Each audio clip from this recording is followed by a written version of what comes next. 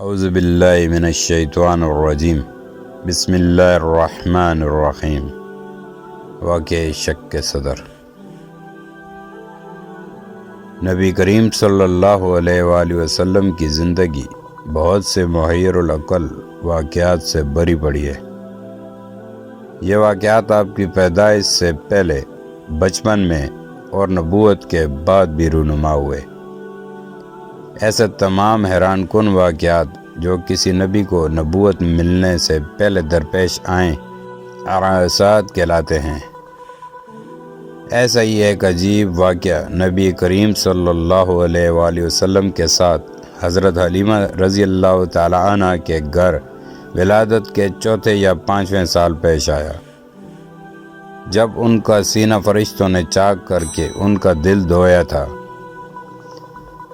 اسے شق صدر، سینہ مبارک چاک کیے جانے کے نام سے یاد کیا جاتا ہے، جس کا ذکر حضور صلی اللہ علیہ وآلہ وسلم نے ایک مجلس میں کیا تھا، جبکہ قبیلہ بنی عامر کے ایک بوڑھے شخص نے حضور صلی اللہ علیہ وآلہ وسلم سے اپنی ابتدائی زندگی کے حالات سنانے کی خواہش کی تھی۔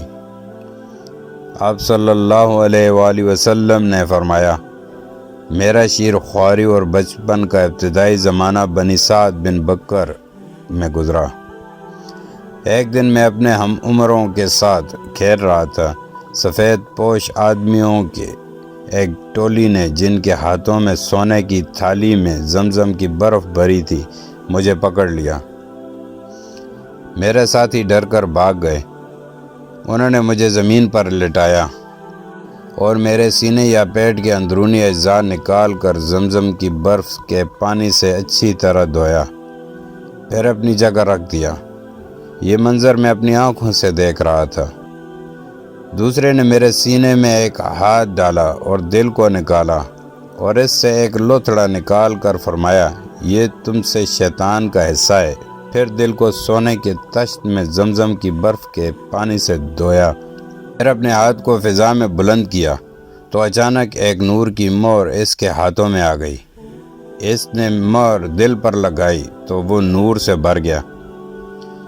پھر دل کو جوڑ کر اپنے مقام پر رکھ دیا۔ اب تیسرے نے سینے سے ناف تک ہاتھ پھیرا تو زخم مندمل ہو گیا۔ میں اٹھ کھڑا ہوا تو تینوں نے باری باری مجھے سینے سے لگایا اور میری پیشانی پر بوسہ دیا۔ آپ صلی اللہ علیہ وآلہ وسلم کے دودھ شریک بھائی نے یہ منظر دیکھا تو دوڑ کر اپنے والدین کو اطلاع دی کہ کچھ سفید پوش آدمیوں نے میرے قریشی بھائی کا پیٹ چاک کر دیا ہے۔ یہ سنتے ہی وہ فوراً وہاں گئے اور دیکھا کہ بچے کے چہرے کا رنگ فق ہے۔ اس واقعے سے حضرت حلیمہ رضی اللہ تعالی عنہ کو خطرہ محسوس ہوا ہے، اس لیے آپ صلی اللہ علیہ وآلہ وسلم کو اپنی والدہ کے پاس پہنچانے کے لیے مکہ روانہ ہو گئے اور حضرت آمنہ سے سارا حال بیان کیا۔ یہ سن کر حضرت آمنہ نے کہا، گھبرانے کی کوئی بات نہیں، خدا کی قسم اس پر آصیب کا کوئی اثر نہ ہوگا، بلکہ یہ بچہ تو بڑی شان والا ہے۔